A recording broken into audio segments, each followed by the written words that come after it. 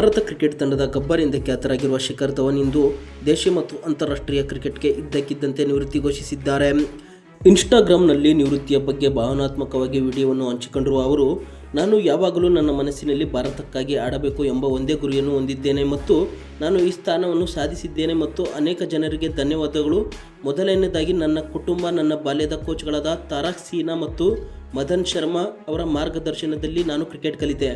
ನಂತರ ನಾನು ವರ್ಷಗಟ್ಟಲೆ ಆಡಿದ ನನ್ನ ಇಡೀ ತಂಡಕ್ಕೆ ಖ್ಯಾತಿ ಮತ್ತು ಎಲ್ಲರ ಪ್ರೀತಿ ಮತ್ತು ಬೆಂಬಲ ಸಿಕ್ಕಿತು.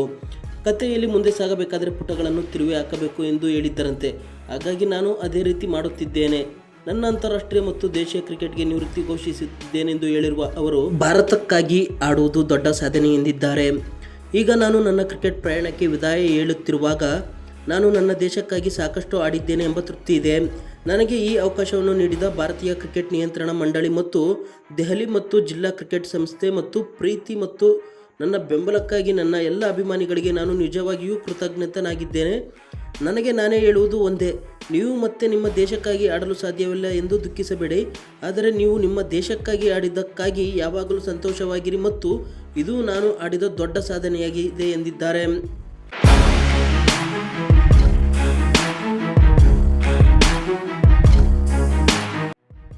ಇನ್ನು ಓಪನಿಂಗ್ ಬ್ಯಾಟ್ಸ್ಮನ್ ಶಿಖರ್ ಧವನ್ ಏಕಾಏಕಿ ಅಂತಾರಾಷ್ಟ್ರೀಯ ಕ್ರಿಕೆಟ್ನಿಂದ ನಿವೃತ್ತಿಯಾಗಲು ಕಾರಣವೇನು ಅಂತ ನೋಡೋದಾದರೆ, ದೀರ್ಘಕಾಲದವರೆಗೆ ಅಂತಾರಾಷ್ಟ್ರೀಯ ಕ್ರಿಕೆಟ್ಗೆ ಮರಳಲು ಅವರು ಹೆಣಗಾಡುತ್ತಿದ್ದರು.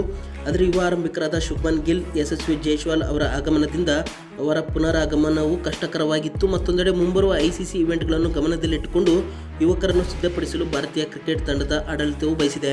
ಅಲ್ಲದೆ ರೋಹಿತ್ ಶರ್ಮಾ ಮತ್ತು ವಿರಾಟ್ ಕೊಹ್ಲಿ ಕೂಡ T20 ಕ್ರಿಕೆಟ್ನಿಂದ ನಿವೃತ್ತಿ ಪಡೆಯುವ ಮೂಲಕ ಯುವ ಜನತೆಗೆ ದಾರಿ ಮಾಡಿಕೊಡಲು ಇದೇ ಕಾರಣ ಅಂತಲೇ ಹೇಳಲಾಗ್ತಿದೆ. ಶಿಖರ್ ಧವನ್ ಅಂತಾರಾಷ್ಟ್ರೀಯ ಕ್ರಿಕೆಟ್ಗೆ ಮರಳುವುದು ಅಷ್ಟೇನು ಸಾಧ್ಯವಿಲ್ಲ ಎಂದು ತಿಳಿದಿದ್ದರು.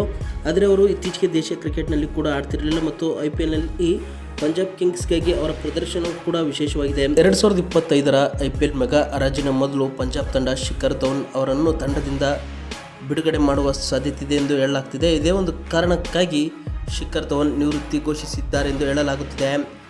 ಇನ್ನು ಶಿಖರ್ ಧವನ್ ಅವರ ಅಂಕಿಅಂಶಗಳನ್ನು ಗಮನಿಸುವುದಾದರೆ, ಶಿಖರ್ ಧವನ್ ಭಾರತದ ಪರ 34 ಟೆಸ್ಟ್ ಪಂದ್ಯಗಳನ್ನು ಆಡಿದ್ದು 7 ಶತಕ, 5 ಅರ್ಧ ಶತಕ ಸೇರಿದಂತೆ 2315 ರನ್ಗಳನ್ನು ಕಲೆ ಹಾಕಿದ್ದಾರೆ. ಇನ್ನು ಏಕದಿನ ಕ್ರಿಕೆಟ್ನಲ್ಲಿ 167 ಪಂದ್ಯಗಳನ್ನು ಆಡಿರುವ ಇವರು 6793 ರನ್ನನ್ನು ಸಿಡಿಸಿದ್ದಾರೆ. ಇದರಲ್ಲಿ 17 ಬಾರಿ 3 ಅಂಕಿ ಮುಟ್ಟಿದರೆ 39 ಅರ್ಧ ಶತಕ ಸಿಡಿಸಿದ್ದಾರೆ. ಹಾಗೂ T20 ಕ್ರಿಕೆಟ್ನಲ್ಲಿ 68 ಬಾರಿ ಭಾರತದ ಪರ ಕಣಕ್ಕಿಳಿದಿರುವ ಇವರು 11 ಅರ್ಧ ಶತಕ ಬಾರಿಸಿ 1759 ರನ್ ಸಿಡಿಸಿದ್ದಾರೆ.